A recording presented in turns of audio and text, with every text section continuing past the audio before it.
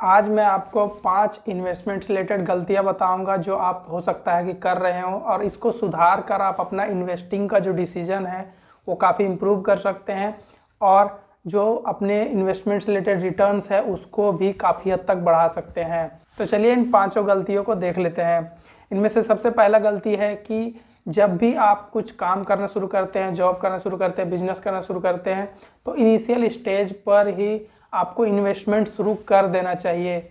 जब आप 20 साल 25 साल के एज में होते हैं उस समय अगर आप ये सोचेंगे कि अभी इन्वेस्टमेंट क्यों करना, अभी तो मेरा लाइफ बहुत पड़ा है, मैं आगे जाके 30 साल 35 साल में इन्वेस्टमेंट करना शुरू करूँगा, तो आप बहुत बड़ी गलती कर रहे हैं। क्योंकि जब आप शुरुआत से ही इन्वेस्टमेंट करना शुरू करते हैं, यानी कि जितने कम एज से इन्वेस्टमेंट करना शुरू करते हैं, आपको पावर ऑफ कंपाउंडिंग का आपके इन्वेस्टमेंट्स में काफ़ी अच्छे से रिफ्लेक्ट होता है और इसका बेनिफिट आपको लास्ट के दिनों में दिखाई देगा, लास्ट के सालों में आपको समझ में आएगा कि आपने कितनी बड़ी गलती की थी। तो आप जब भी जॉब आपका शुरू हो जाए या जो भी कुछ भी काम यानी अर्निंग करना आप जैसे शुरू करें वैसे ही आप इन्वेस्टमेंट भी करना शुरू करें। दूसरा गलती है कि जहाँ पर भी आप इन्वेस्टिंग करते हो, इन म्यूचुअल फंड में करते हो या डायरेक्ट स्टॉक्स में करते हो, तो इसमें से आप ये गलती अगर कर रहे हैं तो आप सावधान हो जाएं कि जब भी मार्केट अप ट्रेंड में हो, मतलब कि मार्केट बढ़ रहा हो, उस टाइम तो आप शेयर्स या म्यूचुअल फंड में इन्वेस्ट करते हैं। लेकिन जब मार्केट डाउन होना शुरू हो जाता है, गिरना शुरू हो जाता है, तो आप अपना इन्वेस्टमेंट को बेचना शुरू कर देते हो। तो ये एक सबसे बड़ी गलती है और इससे आपके रिटर्न्स बहुत ही ड्रास्टिकली डैमेज होंगे और आपका जो इन्वेस्टमेंट रिलेटेड पोर्टफोलियो है वो उसका रिटर्न बहुत ही लो रहेगा। क्योंकि जब मार्केट ऊपर है तो आपने बाइंग की और जब मार्केट गिरने लगा, जब बेस्ट टाइम होता है मार्केट में इन्वेस्ट करने का, वो टाइम पे आप अपने पैसे वहाँ से निकाल देते हैं, तो आपको रिटर्न कहाँ से मिलेगा। तो ऐसा कभी ना करें, आप दोनों ही फेजों में इन्वेस्टमेंट करें। जब मार्केट अप जा रही हो तो भी कर सकते हैं और जब डाउन जा रही है तो करना ही चाहिए आपको। तो इस बात का आप ध्यान रखें कि दोनों ही फेजों में आप कॉन्स्टेंटली इन्वेस्टमेंट करते रहें।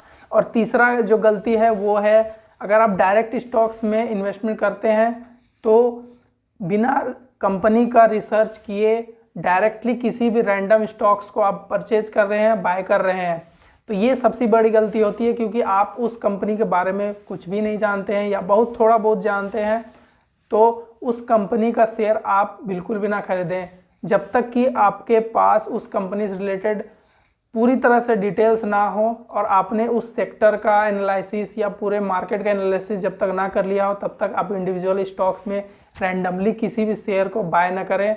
बाय इसलिए आप कर रहे हैं क्योंकि उस शेयर का दाम बढ़ रहा है, तो आप ऐसी गलती ना करें। क्योंकि जब शेयर का दाम अचानक से गिरना चालू होगा तो आप बेच भी नहीं पाएंगे, क्योंकि उसमें लोअर सर्किट लगना चालू हो जाएगा और आपका पैसा है वहाँ फंस जाएगा और आपका जो कैपिटल है वो पूरी तरह से इरोड हो जाएगा। तो इस गलती को आप ना करें। और चौथा जो इन्वेस्टिंग से रिलेटेड मिस्टेक्स है जो बहुत सारे लोग करते हैं इंडिया में, कि किसी से सुन लेंगे कि ये कंपनी अच्छी है या कोई टिप्स मिल जाएगा, कोई एसएमएस आ जाएगा, टेलीग्राम ग्रुप ज्वाइन कर लेंगे और उसके बाद किसी भी शेयर को परचेज करेंगे।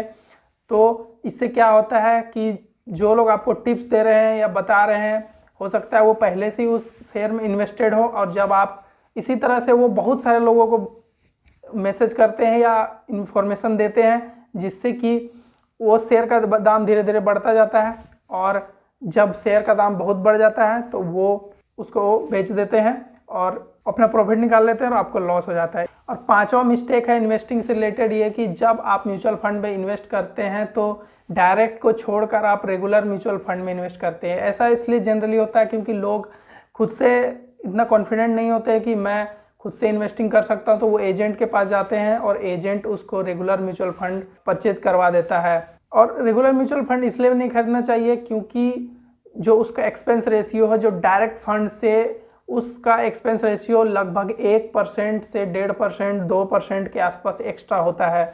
इससे अगर आप लॉन्ग टर्म में देखेंगे तो आपका जो पावर ऑफ कंपाउंडिंग है उसमें आपको लाखों का नुकसान हो जाएगा। तो इसलिए रेगुलर म्यूचुअल फंड को आप बिल्कुल भी ना खरीदें, आप डायरेक्ट म्यूचुअल फंड को खरीदें। कुछ 3-4 दिन पहले मेरे साथ जो एक लड़का काम करता था वो 6-7 mutual fund, regular mutual fund किसी एजेंट के थ्रू खरीदा था।